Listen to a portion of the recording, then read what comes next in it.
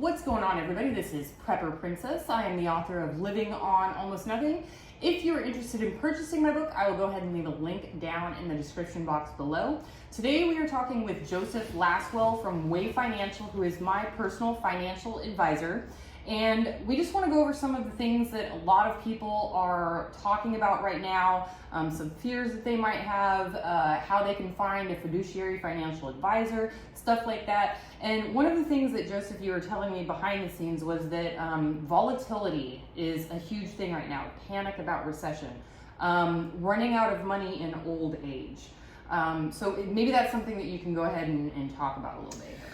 Yeah, that's the number one fear for seniors is, will I run out of money in my retirement Outlive years? your income. Outlive your income, Yeah. and have to have a lifestyle change, and what if I needed some type of assisted care, which statistically is very high. That especially if you're married, one of the two of you will need some type of assisted care. But how do I protect my money from these stock market whims and bear market conditions? And so there's something called a sequence of returns and a sequence of withdrawals.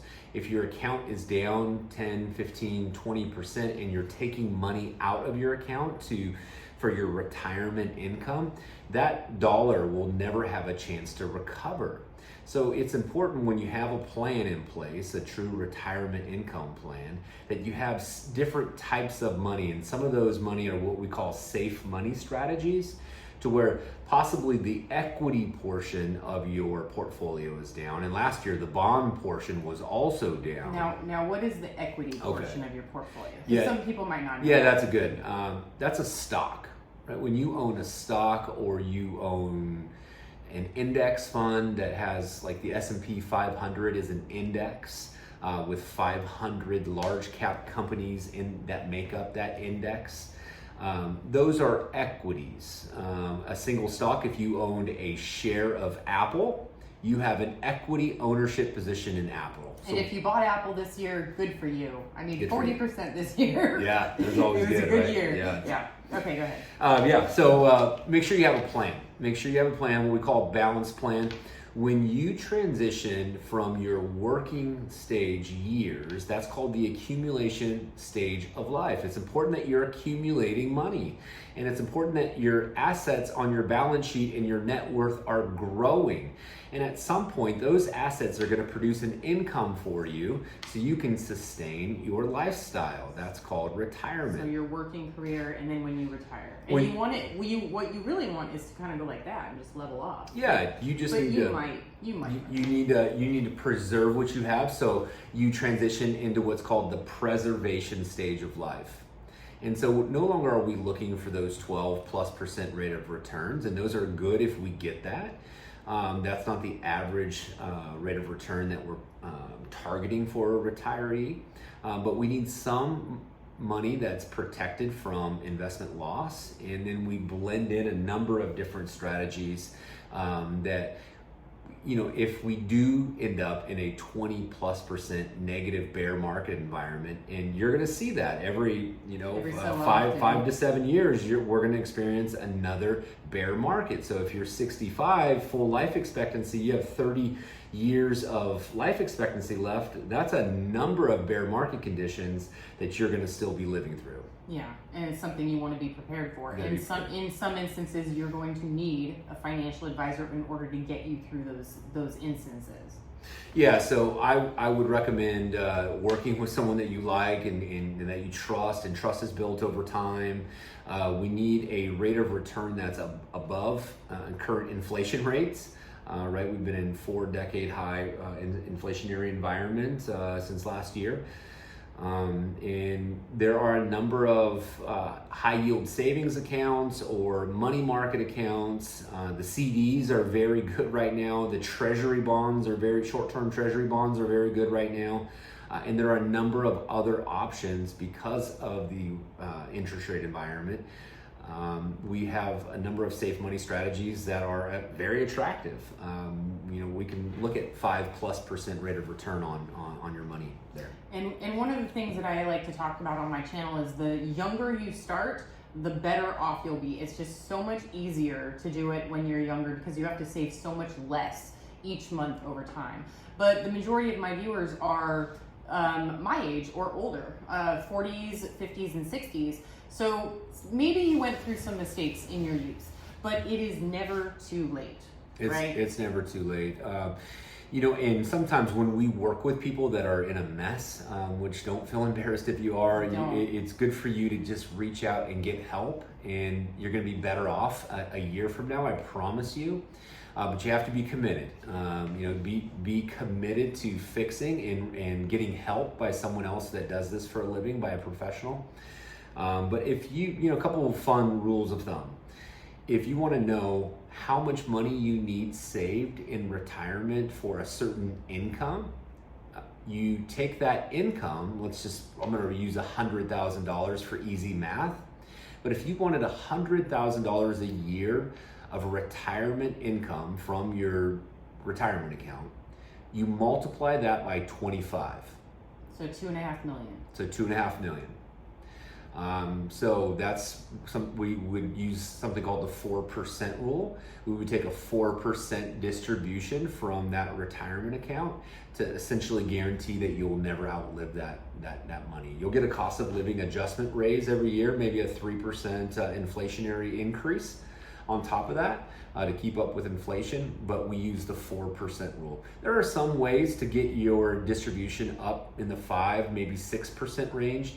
But if there was extreme market volatility conditions or the accounts were down, we would want to try to avoid taking money out of an account that was down in a down year. Yeah, so you want to be prepared and there's always up and down years. So you might be doing really good on the up years and maybe you can use less than 4%. And then on the down years, you can take out more than 4% on the really big up years and maybe take out a little bit less, 1.5%, 2% on the lower years. Depending on and so that's another reason why you want to work with an advisor to help coach you through that. A really big question that I get asked a lot is, Joseph, should I pay off my house? Should I pay my house off? My interest rate is so low; it's 2.5%, it's 3.5%. I'm curious about this one. Go ahead. Yeah. And even sometimes young people that are doing really well say, Joseph, what do you think? Should I pay off my home? And for years I wasn't a fan as much because I thought you could diversify that money into a higher yield investment account. Maybe you can get 8, 10, 12% growth on your money. Well, that was when the interest rates were at near zero. So you were paying 2% for a home loan, right? We got some of the best historical home loan rates. If you got a 2 or 3% mortgage, that's fantastic. Yeah. But one of my sayings is sometimes not spending money is just as good as making money. Sometimes not paying interest is just as good as earning interest. And if your overhead is lower in retirement, like an example, you don't have a mortgage payment any longer, you don't need as much money in retirement to sustain that lifestyle. So I'm a big fan. My first question back to you would probably be, is that home your forever after home? Now I'm talking to a retiree specifically here, 65 plus year old. Do you see yourself staying there forever? If the answer is yes, I'm a big fan of paying that off.